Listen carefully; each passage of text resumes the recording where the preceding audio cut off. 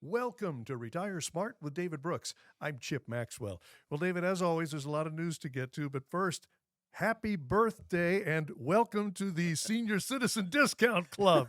How long you been hanging on to that one? I don't get too many chances to poke you on age, so I've got to take them when I get them. Very good. I guess I can get a senior coffee or whatever now.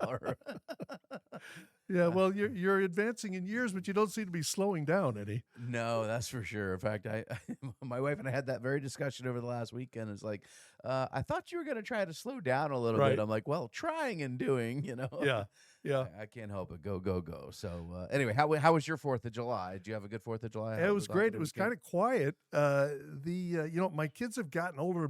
They're all adult age now, and a lot of them have their own agendas and so forth. We used to be a place, that shot off fireworks, but no, we had kind of a quiet 4th ourselves. How about you in your neck of the woods? Well, we actually I spent the 4th. We went and watched. First of all, on the 3rd on Monday night, I went to one of our advisors' houses, and we'll talk about that the next time we have him on the show. Okay.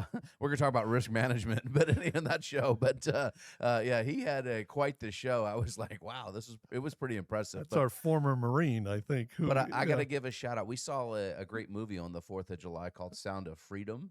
Oh, It's about human trafficking, and I can tell you, it's if you want to, anyway, just go see the movie. It's worthwhile to go see in theater. So, well, one of our core charities is Exodus Road out of Yes. Colorado, which fights human sex trafficking, yeah. absolutely, yeah. Mhm. So Yeah. it's just amazing that the movie they put together, and then just they give you some stats at the end. It kind of it's not a joyful reading of those stats when you realize just how big a business that really is. But anyway, so other than that, yes, we had a wonderful Independence Day and 4th of July. Our country is yet another year older. We are 247 years, and want to remind people that for the first 137, no income tax. I knew you wouldn't get through this without mentioning taxation. Well, it was a big deal right at the start, and it's still a big deal now. And I imagine that will come up over the course of our conversation here over the next hour. Well, let's get into it, David, because you said at our recent team meeting, you've been on this for weeks now, that the whatever the surface level news looks like, the economic and financial fundamentals are the worst you've ever seen in your career, and you are well into your 3rd decade as a financial advisor. Well, we're continuing to see a deceleration. In other words, the what we call the rate of change is something we pay attention to. So not only the data points, but how fast they change, right? Or are they accelerating or decelerating when numbers go up or down from expansion or contraction numbers in the economy, and that we're accelerating to the downside. So the economy is getting worse and worse. Yet the first half of this year, if you just watch most of the talking heads on the news, you'd think that the economy was just doing great and markets are all fine and the equity markets did. The S&P 500 was just shy of being up 15% for the first half of the year, but it was all 80 or 90% of that return came from literally less than 10 stocks. And so the broader economy is struggling, and I think we're going to see that as the consumer is finally capitulating.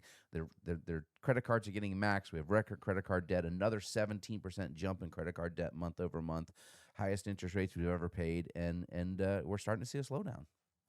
David, you red flagged a chart put out by the Bank of America Global Research, and it is the U.S. Strategic Petroleum Reserve, and it is at its lowest level since 1983. Well, that in itself is a national security concern. What does it signify overall for our economic and financial situation? So, well, the reason it's so low is we drained it last year prior to the election to help try to get the economy to feel less pain from the inflationary pressures of what's going on with all the free money printing from both politicians, left and right side of the aisle.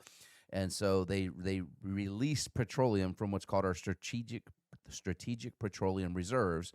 And if you study history, guys, this is why Japan bombed Pearl Harbor, by the way, is they ran low on oil. They were less than 18 months out of being able to keep their country running, and they were cut off. And so they had to do something. You can't run our country with this low of reserves because we're at the same level now as we were, I think, in 1983. Our population's grown a little since then, Chip. I'd say so. Well, a decade ago, 700 million barrels, according to this chart. It was 650 million barrels when President Biden took office. We're now down to 350 million barrels. That does catch the eye. It's dangerously low, and the problem is this administration keeps trying to telegraph when they'll buy, which helps the oil market set the pricing. So recently there was comments from the White House that they would start buying, and guess what just happened? 1.5 million barrel cut again between Russia and OPEC agreed upon to stop producing as much oil. Why? Because they know the U.S. is going to have to buy to fill this back up. They can play around with the prices. And just so you know, this was filled up to the maximum level under the previous president at around $35 a barrel average when oil was down. So we want to take advantage when oil is lower. But anyway, strategically, this is a problem because if we were to have to get involved in some kind of war or conventional warfare, what do you think is going to fuel our tanks, our ships, we need this oil, and it is a national security measure. And so this is a little bit dangerous that we are this low. We're talking about 40-year lows here. That should be concerning to every American. Meanwhile, David, Fed head Jerome Powell sounded off recently. Here's a CNBC headline. Powell says more restriction is coming, including possibility of hikes at consecutive meetings. Well, is this what was predicted, David, or is he suggesting something new? No, he's telling you what they told you and what we told you. They paused in June. I think he regrets that he paused in June, and now the inflation data that they've gotten since that meeting is worse, not better. And so now they're trying to tell you that there's probably more than 2 hikes potentially coming here, and that's what the futures market is starting to price in. Well, that would be new, right? Yeah, and so, like I said, they have work to do, and because they paused, they may have to go another hike or two just to get back on pace with where they were, because you lose efficacy of each hike if you pause and don't let it take hold. Now, we are seeing some deflationary data in other areas. It does take a while to see reckoning, and it takes on average 14 months to see the lag in the economy when they first start hiking. And we're, I believe, in month 16 since this whole process started. So that's why I think we're going to start to see the economy downshift here. But they're still seeing the sticky numbers, and they do not want to have stagflation, which is starting to be talked about regularly. So that's why I think they're going to stay on the Once again, gas. what is stagflation? So stagflation is worse than recessionary periods. It's when we have just no growth, but the prices continually just keep raising up. So you have to ration at some point. At that point, whether it's personal or the government rationing. And again, remember the days of rationing oil in the 70s? We went through stagflation when I was a kid, and it's not a good economic picture. David, I saw a term in a Fox Business headline. The headline is U.S. seeing an across-the-board human capital crisis not seen in decades. What is a human capital crisis, and what's going on? So basically, workers are just not being as productive as they once were. So in other words, human capital, that's the cost of labor, right? Inputs into what have you. We're simply less productive today than we were. And that's something new to deal with, for the economists to deal with. We've been growing productivity for decades. In fact, productivity, the numbers that just came out, and our local economist from Creighton University, I just caught an interview with him here this week where he was talking about productivity hasn't been this low since 1947. Is this a problem with technology? Is this the problem with the morale of the worker? What's going on? It's a little bit of everything. So, in other words, the workers are not as they're not as bought in to their companies like you used to. When you worked for Ford, you were a Ford man or whatever, right? You went to these companies, and it was generational work. You believed in the company believed in you. It was inspirational. Today, that is not what's in the workforce. Now, there's a big bifurcation between gender there, right? Baby boomers are much more committed to their companies. They'll show up more often. They're so not gender, but generations. Right. Yes. Generations. So the age. So in other words, Generation Z and Generation Millennials are more than 200% times more likely to quit a job than a baby boomer, right? For what you might call a fickle reason, and because they're just not committed to the workflow, and because wages have been higher here in recent years, it's very easy, and the labor market's been tight for them to go find a new job. That leads to less productivity, and you have these people that are quiet working and quiet quitting. We've talked about that over the years, where they just kind of show up and do the minimum, and that is showing up on the balance sheets of corporate America. So companies cannot continue to pay people and give lavish benefits and all this, and this will come out. So we think you're going to start to see the wage numbers start to creep back as companies have no choice but to stop paying as well as they've paid because they're not getting the same output. And if productivity goes down and input costs stay up, that's inflationary in general. Friends, I promise eventually we'll give you some good news, but not yet, David. We've got this zero hedge story to cover. Gavin Newsom is out there running for president, virtually, the governor of California. But in the meantime, here's the headline from Zero Hedge. 40% of Californians are considering moving to another state due to cost of living. 43% feel their state's going in the wrong direction, 28% mixed feelings. So only about a quarter of the citizens feel good about the direction their state's going in California. This is from a poll called the California Community Poll, and it was administered in June. My goodness, those numbers don't lie. Well, 46% of the respondents to that survey could not pay for an expense, and something that surprised them, a car breakdown or need to repair something. They just don't have it because the cost of living is killing them. And here's what's interesting too: is Chip. It was 68% of those respondents said California, being a Californian, is part of their identity. They like the state. It's a beautiful state. We've talked about it, right? Mm-hmm. Whether you're north or south, the different areas have different attributes, but they identify as a Californian. But even with 68% strongly feeling that as part of who they are, 61% of those said, look, the cost of living, can't do it. So they are considering moving. Over 40% of them are considering moving to another state where they could feel like they can afford to live. And again, this is the great migration we're seeing. And from California, you're seeing in Idaho a massive boom. People are moving to Nevada, to Idaho. They're moving to Texas. So California and Arizona, they're moving primarily to those four states. Some are going as far as California. We recently had a friend of ours move here from California just simply because the cost of living was just too much.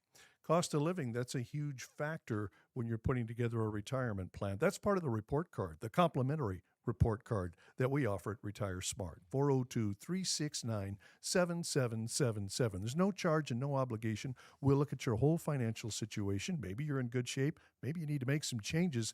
Now's the time to find out, and we'll offer recommendations for what to do going forward. The complimentary report card, 402-369-7777. Up next, there is a crisis in the home insurance market. Our go-to guy on home insurance, Michael Luna, joins us next to explain what's happening and suggest steps you might want to consider. You're listening to Retire Smart with David Brooks. Welcome back to Retire Smart with David Brooks. I'm Chip Maxwell.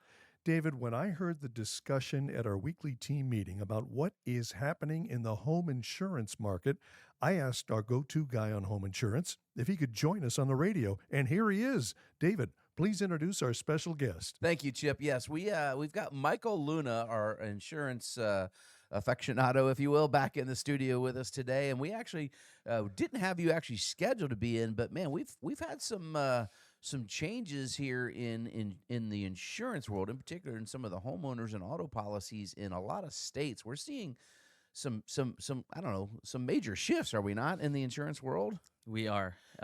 Nationwide, as an insurance company, just announced, big news, that they are not writing any new business for the rest of the year, probably. So for home and auto, basically? Mainly the homeowner side, but it was pretty broad, the messaging that we received. I wonder if that had anything to do with a friend of mine's fireworks display. No, we did notice that there was a couple of fires in town this year from people setting off fireworks, what have you. That certainly won't help the risk pool there. But we talked about this when you were on the show a few weeks back. California is really struggling, right? And my old home state of Florida went through this kind of thing almost 20 years ago. So in 2004, we had 4 major landfalls of hurricanes hit all within a 3-month period, and we'd never seen anything like it, never since and never before. But the amount of damage was unbelievable, and the insurance companies were just like, yeah, we can't do this. You know, the risk management side, they had so many claims. I mean, and so the cost of those claims is what's changing the game today, right? So to actually, if your house is to burn down, they have to actually spend more than your house is probably worth to rebuild it, right? Yeah, that's correct. The replacement cost values that insurance companies have used for years haven't kept up with inflation. And a lot of what's driving what's going on right now is due to inflation. Yep, and so we talked about that in the first segment, how inflation's sticky and the Fed's probably going to raise interest rates more, which means the cost to borrow capital for big companies is going up. The cost to replace or build your home back or your roof back is continuing to rise. I mean, I know we had some hail damage from a storm last year, and I don't want to go through the exact numbers, but I remember I was like, well, what's my roof going to cost? And I threw a number out to you, and you kind of laughed at me, and you said, you tried 3 times. I'm like, what? 5 times. And it came back 5 times the number I thought it would be. And you know, it's a large roof, yes, but still, I was just like, that I could have almost purchased the first home I ever purchased with that cost. And so it's really it's staggering. And Chip and I actually talked about in the other section. It's not just the cost of the materials; it's the cost of the labor pool currently to get people qualified to show up and do the work. So the insurance companies are actually so basically, somebody has a house. They may have bought it, let's just say, for $300,000 5 years ago. Today, that house is worth $500,000 because of what we've seen due to COVID. But to actually rebuild that house in some of these suburban neighborhoods out here, not too far from our office, it would actually cost around $750,000 to rebuild it. And so that's what the insurance companies are looking at, right? Is most people don't want to actually insure properly the amount of level of coverage. And you and I went through this with some of my properties, right? And so what can people do because now what's happening is that's we're getting almost into crisis. But when large carriers, like you mentioned, decide to just stop writing for a while, they're taking a pause, and they're going to kind of look at the risk on their book. And just so you know, what insurance companies do, they're the best in the world at risk management. Yeah. So they look at the amount of risk they have, and then they say, look, we're not comfortable taking any more risk. We'll manage the risk we have, and then they can sell it off, if you will, to a reinsurance company. And there's tons of companies that are reinsurers. But if those reinsurers have trouble and helping companies pay the claims, then where can they offload that risk to? They really can't. So it becomes a risk management problem, which means they have to just close the faucet, right? Yeah, pretty much. And it's a mix. It's the perfect storm between, costs going up on one end and the insurance departments of each state kind of putting the clamp down and saying, hey, you guys can't raise rates this high because it's unaffordable for our citizens. And so the insurance companies are playing their cards, and they're saying, all right, well, then we're not writing any more business. Well, and then you have insurance regulators. Each state has them, right? That will kind of they set up the parameters in which the insurance companies can operate and make sure they're solvent. And they don't want them taking excessive risk, obviously. They need them to be able to pay claims when they come. So these things are watched very tightly.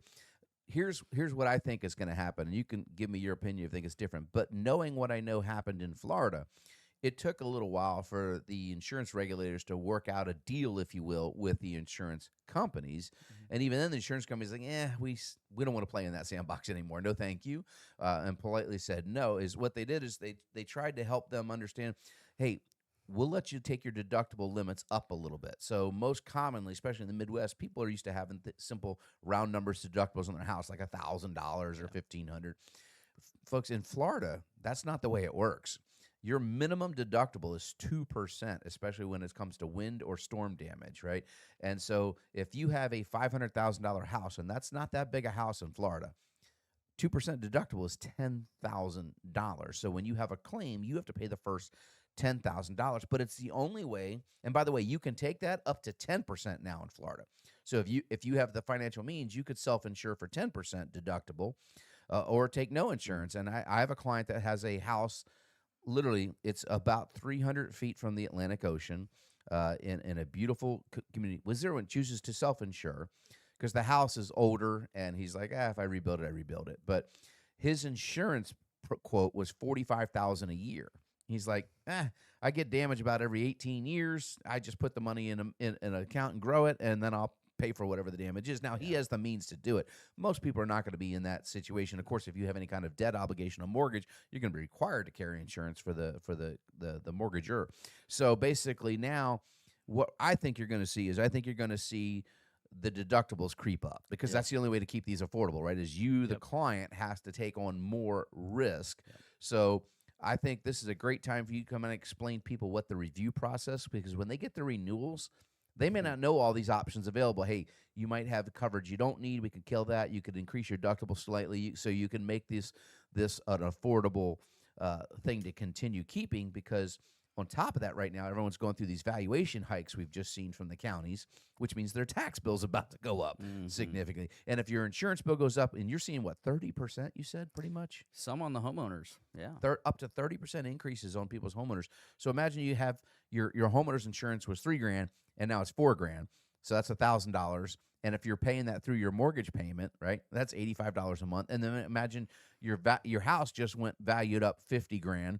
And so now you're going to have another $1,600 or so from taxation of that on top of that. So now you're talking about $2,600 that you now have to have, and you have to catch up, right? Because your escrow account is going to be drained, and therefore they're actually going to double that and make you add about $400 to your mortgage payment to not only pay the bill that had, but to get the reserves built up in the future. And I don't think a lot of people are prepared for what's coming. You No. put on top of that folks that unfortunately still have student loans, and those payments are about to kick back in. Man, I'm sorry. This has seemed to be a doom and gloom show. Tell me some good news, Michael. Well, I tell you what we do as an independent insurance agent is we have the ability to shop coverage with multiple companies.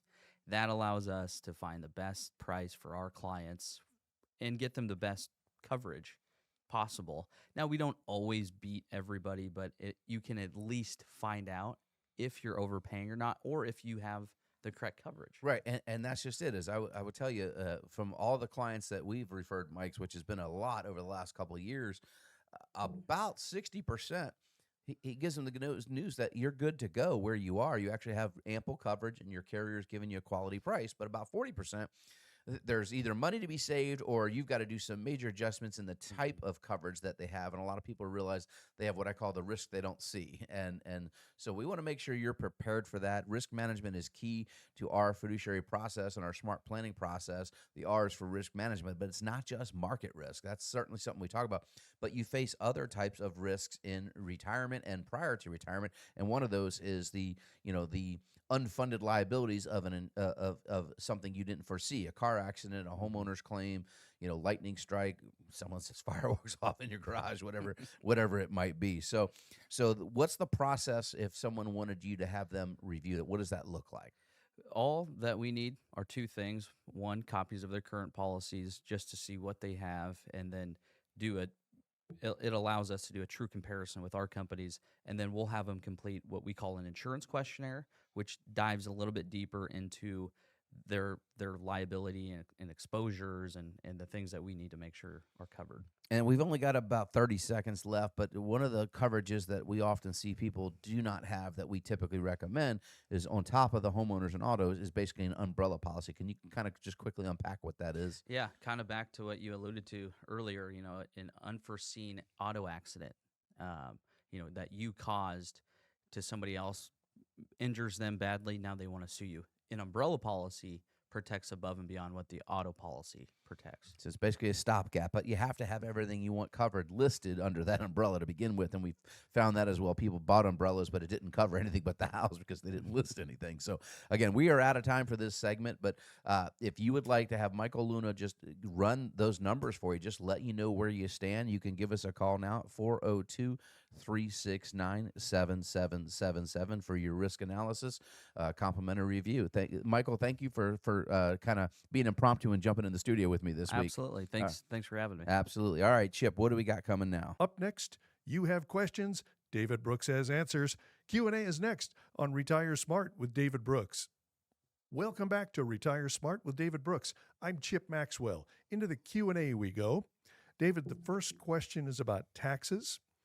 I don't want to get into the politics of it, but I do want to understand what Hunter Biden is alleged to have done wrong on taxes. The feds don't seem too worked up about it. Is it much ado about nothing? No, it's not. It's it's alarming. And by the way, over the weekend, it looks like he recently visited the White House and there was a powdery substance left behind. That was interesting. But again, as the questioner asked, let's leave the politics out of this. Basically, Hunter Biden, if you've paid attention to anything through the last election cycles, everything, been in the news a bit, not hard to find, but he was receiving payments as a consultant from various companies and various entities. One of the ones focused in a couple of the articles recently published was Burisma out of the Ukraine, right? Right. And so not only did they make these monthly payments to him, but they also gave him large chunk payments. And one in particular, which is what caught the IRS examiner's eye, was a $400,000 payment that he, instead of booking it as income, claiming it as income, which if he had just paid his taxes, none of this would have probably shown up. He booked it as a loan, and this is a very common tax scheme, if you will, or something that will garner the scrutiny of the IRS auditors. What's the advantage? What do you gain Well, by trying to do that? if you loan me, Chip, $400,000, that's not income. I don't have to pay taxes on it. Ah, Right. okay. So allegedly, I should pay you back at some point, right? Right. And so I would pay you interest, and you should be claiming interest on that loan, and that is actually required. Okay. There's a minimum interest rate set, and so that's how the government would make sure that they got paid on that transaction. I would pay you interest payments for the loan you gave me, and then you would have to claim that income as ordinary income. That's how interest income So is taxed. did he not repay the loan? Correct. So that money that makes it income then. Right. And so this is very unreported common where income. they Undeclared they income. book Okay. loan payments, large loan, and this happens in corporate fraud. They'll book large loan payments, and it's a way to make their books look different. In fact, companies will do this to a degree. But this is what he did: is he basically booked it as a loan with no intention to ever repay the loan. And basically, you can get really crafty with this. They can have promissory forgiveness notes in the note that at your death, the note is forgiven, so it never had to be repaid, and the interest could accrue somewhere to eternity, et cetera. And of course, What this a was racket. Oh yeah, and so this is where this is basically money laundering 101, and anyone that's in my industry would have been trained on this type of stuff. But this is just tipping the iceberg. And what was amazing about the story, and again, not to get in politics, but there is video evidence now of the whistleblower on testimony, and it's been on several news channels, where this is just tip of the ice, and he was told not to pursue the person, and that's a political You're problem. talking about an IRS whistleblower. Yes, now. yes. So there's articles. We'll post a couple of them. There's one from the Wall Street Journal. There's one from CNBC. We'll get those posted after the show. If you want to go to our YouTube channel, which is we're grateful for how that keeps exploding, by the way. But we'll have those articles there if you want to get the links to read them. But this is a problem because this is two-faced, if you will, because you're seeing one side of political party getting attacked for certain things, and another side, they kind of walked him in and did a preconceived notion like, oh yeah, he's going to plead guilty to certain charges, and that's just the tip of the iceberg. And so there's a lot of problems here, but the person asked me not to get into politics, so we're going to end the discussion on this conversation here simply because, yeah, it is an issue, and if you just go search the internet, you'll find multiple articles talking about the other alleged things that Hunter Biden has done to reduce or evade taxes, and I think that we're not near the end of this story. The next question, David, is on health care. I saw a news item about a report by Fidelity Investments claiming that a typical 65-year-old retiring today will spend $157,500 on health care in retirement. Do you agree? Absolutely. And, what's funny is we covered the article. Now, this number's inflation adjusted up a little bit. We covered an article from Fidelity, who puts this study out every year or so. I think it was the 2017 study. I think we referenced it like 2 years ago on the show. But there's a radio show in town here in Omaha, financial commentator, that kind of took he had a problem with that, and he claimed that that's impossible and his clients would never pay that, et cetera.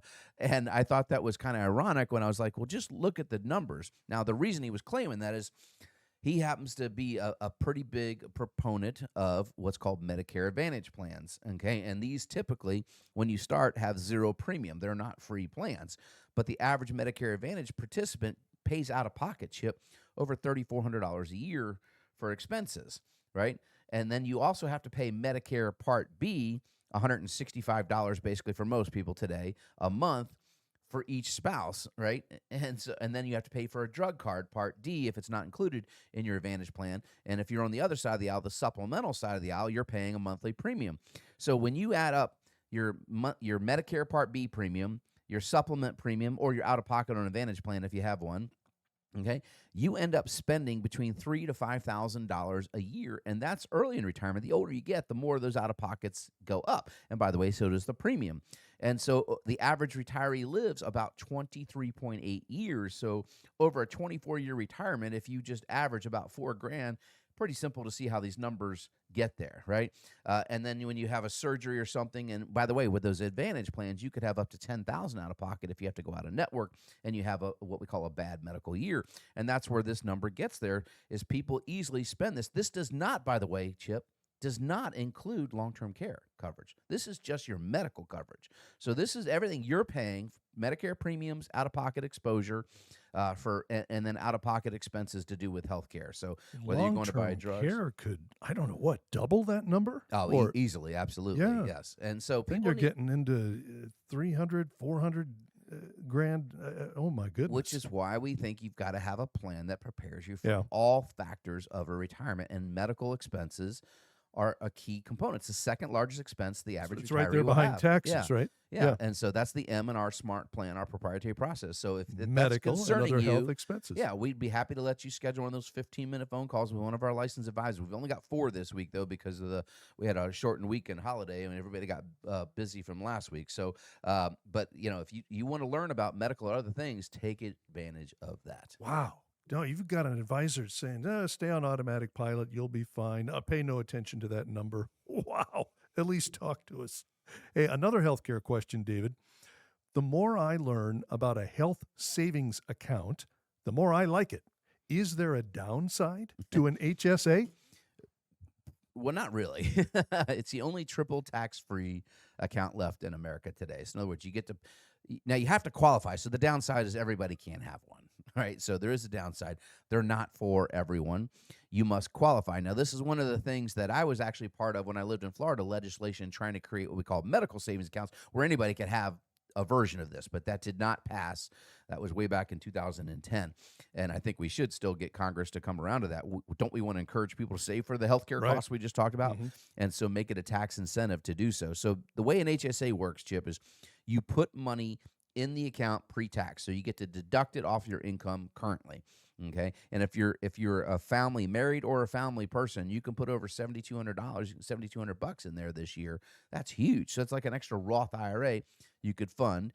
Some companies will give. I do. We match our employees for a portion of their HSA. You must have a high deductible HSA compatible health plan to do this. All right. But the money then grows tax deferred. You don't have to pay any tax on the growth. And then it comes out 100% tax free as long as you follow the rules. So And there's your triple tax free. You contribute pre-tax, Yep. and it grows tax free, and you can withdraw it tax free. Now, there are some rules there. If you take it out for a non-medical expense prior to 59 and a half, it will be taxable and you'd be susceptible to a 10% penalty like an IRA. But as long as it's for a qualifying medical expense, and the IRS has it right on their website, all the expenses that qualify, and there's a ton of them. So basically, all your out-of-pocket expenditures, the only thing medically related that really doesn't get covered by HSAs is your Medicare Part B premiums, which is the part you pay to the government. You can't use it to pay that, but you can pay your supplemental premiums, all your out-of-pocket costs, your drug expenditures, everything. So we usually encourage people to use these, fund them, and save them till retirement. But you could pull it out every year if you had out-of-pocket costs with your healthcare plan at work or what have you. So there's a lot of flexibility to using these accounts. They're phenomenal. But the other thing you have to be cautious is if you're near retirement and you're about to step onto Medicare, you cannot fund an HSA 6 months prior to turning on Medicare Part B. Okay, so you've got to make sure you're working with somebody that has all these date lines and everything that's going to notify you, hey, stop contributing if you're working and you're going to retire at 65. 6 months prior, we can't have you put any money in the account. So we want to show you how to do that, or wait 2 months before you retire till you hit that 6-month window, whatever the case may be. That's all the time we have for Q&A this week, but if you have a question about retirement, we'd be glad to answer it. We have 4 openings this week for a 15-minute phone conference with one of our licensed advisors, 402-369-7777. No charge, no obligation. We'd be glad to answer your question about retirement. 402-369-7777. Up next, Colliers put out its Omaha Economic Index for the first quarter of 2023. We'll look at that next on Retire Smart with David Brooks. Welcome back to Retire Smart with David Brooks. I'm Chip Maxwell. David, Colliers puts out an Omaha Economic Index, first quarter 2023, just released. What did you take away from it? We're contracting. Not good news. And Omaha, just so you know, the economy's still extremely strong here. Relative, we talk about all the time. Omaha is literally about the best city in the country to go through downtrodden economic times or recession, to weather the storm is it for its citizens, because we have such a diverse industry set up here. We're not reliant upon one industry to pay our bills, and so many communities out there are literally strapped to one industry, like Wichita, Kansas. If aerospace goes down, right, if technology and plane development, et cetera, that city would struggle mightily. The Space Coast, where I used to live, which is like Melbourne and Titusville, Florida, on the east coast of Florida, there, as it's known as the Space Coast, we have space industry, and we went through a very rough economic time when NASA got shut down after President Biden first got elected. Basically, they scrapped the budget. And we saw house prices in some neighborhoods drop 70% because we were so tied to one industry. Here in Omaha, we're blessed to have a wonderful university system, a huge medical community that does really well, an insurance and banking sector that does well, agriculture, the beef industry. We have so many different industries that all contribute. We're not over-reliant. There's no one industry is 20% of our income, if you will, as a society. And so we sustain much better in economic downturns. Well, we are going through one, and that's what this index points out, is we're starting to see the numbers drop down. They run this index, and we were at a little over 200 on the score the previous reading, and now we're at like 196 or so. So 196.2. It so says, that's contractionary, right? That means there's more pain coming, more job losses probably coming to the area. And we're starting to see some companies here that have laid people off. Some of our national larger employers have started to make shifts. We had a client recently let go from a national company, and basically just with no warning and kind of, hey, today's your last day, and a severance package, et cetera. So we're starting to see shots across the bows we've been talking about. But again, at least our community is set up in a way to sustain this better than others. And again, I referenced earlier in the show, we need to get Ernie actually on our show at some point. But you're talking about Professor Goss at Creighton? Yeah, because I read a lot of stuff. And I've never met Ernie Goss, by the way, so I've never actually met him. But I'm a fan of following his work. He does a good job of explaining how the Midwest in particular's economy runs. But, right now, I think we're going to see a downdrawn. We're seeing commodities go back to cycle lows. So that doesn't help our ag sector, right? The price of corn and beans, things like that, peaked out a while back. And therefore, our farming community that goes to sell these for income is getting less income off of those. We're starting to see the labor problem show up in every area of the service industry. If you try to go out to dinner lately, unfortunately, the folks that are working, there's like 3 people trying to cover 20 tables, et cetera. So we're going through we're in a recession, at least in my opinion, already from a lot of parameters. But when we look back, we may actually officially have been in a recession. But anyway, the index is showing you what we're seeing across the country is economic activity is going the wrong direction. That's the real takeaway here. David, this next story that you sent me, I first, is this the Onion? Is this the Babylon Bee? No, it's BizPac Review. And the headline is, New Michigan Law Can Make Hurting Someone's Feelings Punishable by Up to 5 years in Prison. David Brooks, you do a lot of speaking throughout the nation. I don't know if your plans are taking you to Michigan anytime soon, but you better be on your best behavior if that's the case. Well, and it's funny is I actually just got somebody's inquiring to have me speak in Detroit this fall. and so I'm like, this is crazy to me. Anybody seen David? Well, he went to Michigan last week, and where is he? Yeah. For feelings, making someone feel like their feelings are threatened could lead to a $10,000 fine or 5 years. We have gone to the extremist side of things here. Now, listen, I understand people get offended for one reason or the other, but I'd like to go back to the day where comedy is comedy. You know what I mean? Can you imagine a comedian now going in there and telling a joke that he thought was funny, and he's on the road and doesn't know where he is, and he killed it in Dave Chappelle? The joke worked in Minneapolis, and he's in Detroit the next night. These guys are on the road 300 nights, sometimes in a year. They don't know what city they're in. How are they going to remember? Oh, wait, right. You can't tell any of these jokes, etc. I don't think this law stands long term. Obviously, I think it will get challenged, but this is crazy. You know what I mean? We're now to this point where somebody's feelings being hurt could lead to being a fine. That's just a societal problem. We need to get back to, individual liberty, individual responsibility, but stop feeling like, you can be oppressed or because what somebody else says. Certainly you can say things that offend people, and certainly as society we naturally learn how to eliminate words. I mean, there's several words that were used regularly when I grew up that cannot be used today. And I'm guilty every once in a while of throwing a word out or something.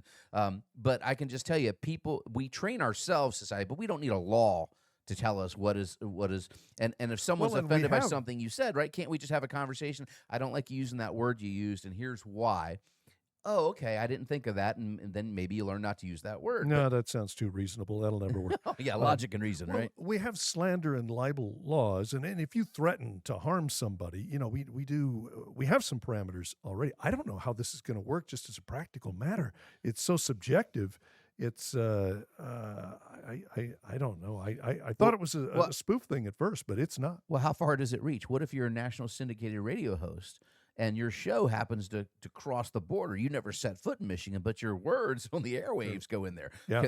Are they going to try and come after you? I mean, who knows? But this is scary to me that this actually got passed. And again, I've got friends that live in Michigan. Good luck with that. Well, if you accept that Detroit gig, we'll have to keep an eye on you. Make sure you make it back here okay. All right. David, our final story this week, this is from a website called Financial Planning, and the headline is, "The Big Bucks Mutual Fund Firms Kick Back to Wealth Managers." I would like you first to explain, we often say Retire Smart is a fiduciary. What does that mean exactly, to be a fiduciary? And then what are the red alerts that we take out of a story like this? First of all, if you're working with any kind of advisor, the advisor has to get paid, period. All right. So the problem is that the way the industry likes to circumvent or not disclose to the client how they're getting paid. So yes, you're right, Chip. We operate as fiduciary, and we think whoever you're going to operate with should be an independent-based fiduciary rather than a big box advisor. What does that mean, fiduciary? So it means you're legally required to do what you believe to be in the client's best interest. Okay, period.